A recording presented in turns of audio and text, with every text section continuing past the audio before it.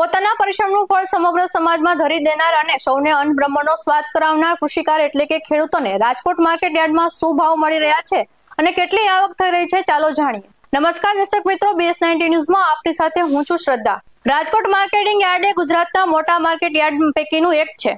Market યાર્ડમાં ઘણા ખેડૂતો તેમના ઉત્પાદનોના વેચાણ માટે આવે છે, ત્યારે આજે કપાસ અને ડુંગળી બટેટા માર્કેટ યાર્ડમાં ઠલવાયા હતા। આજે યાર્ડમાં કપાસની 1821 ક્વિન્ટલ આવક સાથે ખેડૂતોને કપાસનો મણ દીઠ 1321 થી 1505 રૂપિયા સુધીનો ભાવ મળ્યો હતો।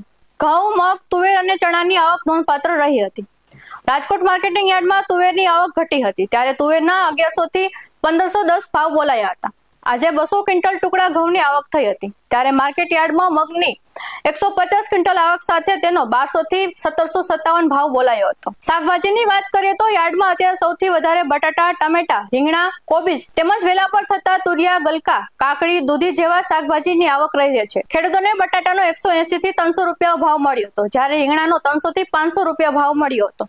યાર્ડમાં તુરિયાનો 400 થી 600 ભાવ મળ્યો હતો, તેમજ મૂળા, આદુ, બીટ, ગાજર, ડુંગળી, લીલી હળદર જેવા કંદમૂળની પણ આવક રહી હતી। આ સાથે સરદાર વલ્લભભાઈ પટેલ મુખ્ય માર્કેટિંગ યાર્ડના ભાવની વાત કરીએ તો કપાસ બીટીના 1321 થી 1505, લોકવન ઘઉંના 594 થી 610, તુવેરના 1100 થી 1510, અડદના 1235 થી 1643, ચોળીના 1800 થી 2535, મગફળીની વાત કરીએ તો 925 થી 1110, તલીના 1800 થી 2003 બોલાયો હતો।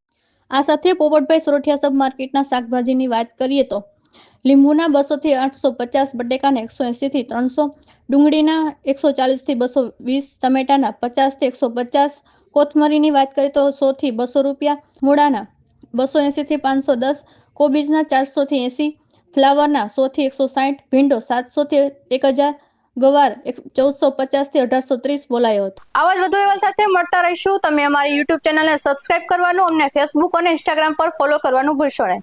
બાકી અવનવી અપડેટ્સ મેળવવા માટે આપ જોતા રહો BS19 ન્યૂઝ। નમસ્કાર।